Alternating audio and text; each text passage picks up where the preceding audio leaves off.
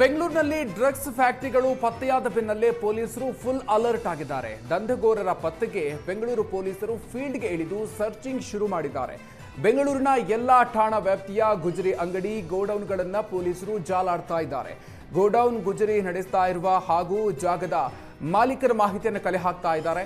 ಕಾನೂನು ಬಾಹಿರ ಚಟುವಟಿಕೆ ಮಾಡಿದ್ದಲ್ಲಿ ಕ್ರಮವನ್ನು ಕೈಗೊಳ್ಳುವುದಾಗಿ ಎಚ್ಚರಿಕೆ ಕೊಟ್ಟಿದ್ದಾರೆ.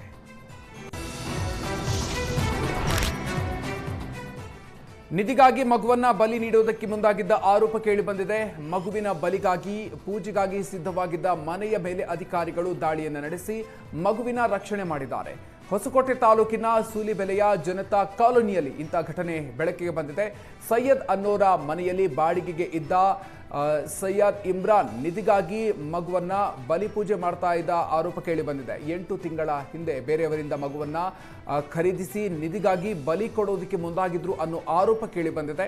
ನಿನ್ನೆ ಹುಣ್ಣಿಮೆ ಹಿನ್ನೆಲೆಯಲ್ಲಿ ಮಗುವನ್ನ ಬಲಿ ಕೊಡ್ತಿದ್ದಾರೆ ಅಂತ ಮಕ್ಕಳ ಸಹಾಯವಾಣಿಗೆ ಅಪರಿಚಿತರು ಕರೆ ಮಾಡಿ ತಿಳಿಸಿದ್ರು. ಸಹಾಯವಾಣಿಗೆ ಕರೆ ಬಂದ ಹಿನ್ನೆಲೆಯಲ್ಲಿ ಜಿಲ್ಲಾ ಮಕ್ಕಳ ರಕ್ಷಣಾ ಘಟಕ ಮತ್ತು ಮಕ್ಕಳ ಸಹಾಯವಾಣಿ ಅಧಿಕಾರಿಗಳು ದಾಳಿಯನ್ನು ನಡೆಸಿದ್ದಾರೆ. ಇನ್ನು ಪರಿಶೀಲನೆಯ ಸಂದರ್ಭದಲ್ಲಿ ಮನೆಯ ಕೋಣೆಯಲ್ಲಿ ಗುಂಡಿ ತೆಗೆದು ಪೂಜೆ ಮಾಡಿರೋದು ಗೊತ್ತಾಗಿದೆ. ಇನ್ನು ಗುಂಡಿಯನ್ನ ತೆಗೆದು ಪೂಜೆ ಮಾಡಿದ್ದ ಹಿನ್ನೆಲೆಯಲ್ಲಿ ಮಗುವನ್ನ ರಕ್ಷಣೆ ಮಾಡಿ ಶಿಶು ಕೇಂದ್ರಕ್ಕೆ ರವಾನೆ ಮಾಡಲಾಗಿದೆ. ಸದ್ಯ ಮಗುವನ್ನ ದತ್ತು ಪಡೆದಿದ್ದ ಪೋಷಕರು ಪರಾರಿಯಾಗಿದ್ದಾರೆ. ಪೊಲೀಸರ ತನಿಖೆಯಲ್ಲಿ ನಮಗೆ ಗಂಡು ಮಕ್ಕಳಿಲ್ಲ ಅಂತ ಕೋಲಾರದ ದಂಪತಿಯಿಂದ ಸೈಯದ್ ಇಮ್ರಾನ್ ದಂಪತಿ 1 ಲಕ್ಷ ಹಣ ನೀಡಿ ದತ್ತು ಪಡೆದಿದ್ರು ಅಂತ ತನಿಖೆಯಲ್ಲಿ ಬಯಲಾಗಿದೆ. ಅವರಿಗೆ ಗಂಡು ಮಗು ಇಲ್ಲ ಅಂತ ಹೇಳ್ಬಿಟ್ಟು ಗಂಡು ಮಗು ತಂದಿದ್ದು.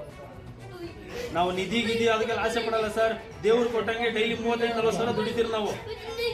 1 ರಿಂದ 5 ಕಾರ್ ಇದೆ ಮನೆ ಹತ್ರ, ದುಡಿತೀರಿ ನಾವು. ದೇವ್ರು ಕೈಕಾಲು ಗಟ್ಟಿ ಕೊಟ್ಟಿದ್ದಾರೆ, ನಮ್ಗೆ ಅದರ ಅವಶ್ಯಕತೆ ಇಲ್ಲ. ಸರಿನಾ? ನಮ್ಮ ಮಗು ಕರ್ಕೊಂಡು ಹೋಗಿದ್ದಾರೆ. ಸೋಮವಾರ ಬರಕ್ಕೆ ಹೇಳಿದ್ದಾರೆ ಅವರು.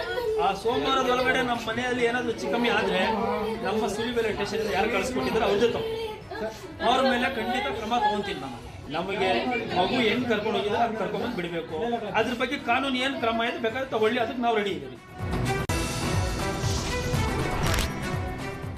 ಸಿಲಿಕಾನ್ ಸಿಟಿ ಬೆಂಗಳೂರಿನಲ್ಲಿ ವೀಲಿಂಗ್ ನಡೆಸುವ ಪುಂಡರ ಹಾವಳಿ ಮಿತಿ ಮೀರಿದೆ. ಸ್ಯಾಟಲೈಟ್ ಬಸ್ ನಿಲ್ದಾಣದಿಂದ ಚಾಮರಾಜಪೇಟೆ ಮುಖ್ಯ ರಸ್ತೆಯಲ್ಲೂ ಪುಂಡರು ವೀಲಿಂಗ್ ಮಾಡಿ ಇತರ ವಾಹನ ಸವಾರರಿಗೆ ತೊಂದರೆ ಕೊಡ್ತಿದ್ದಾರೆ. ಇತ್ತ ಏರ್ಪೋರ್ಟ್ ರಸ್ತೆಯಲ್ಲಿ ತಡರಾತ್ರಿ 2 ಗಂಟೆ ಹೊತ್ತಿಗೆ ಪುಂಡರು ಡೆಡ್ಲಿ ವೀಲಿಂಗ್ ಮಾಡಿ ರಸ್ತೆಯಲ್ಲಿ ಅಡ್ಡಾದಿಡ್ಡಿ ವಾಹನ ಚಲಾಯಿಸಿದ್ದಾರೆ. ಪುಂಡರು ವೀಲಿಂಗ್ ಮಾಡುವ ದೃಶ್ಯವನ್ನ ಬೇರೆ ವಾಹನ ಸವಾರರು ಮೊಬೈಲ್ನಲ್ಲಿ ಸೆರೆ ಹಿಡಿದು ಆಕ್ರೋಶವನ್ನು ವ್ಯಕ್ತಪಡಿಸಿದ್ದಾರೆ.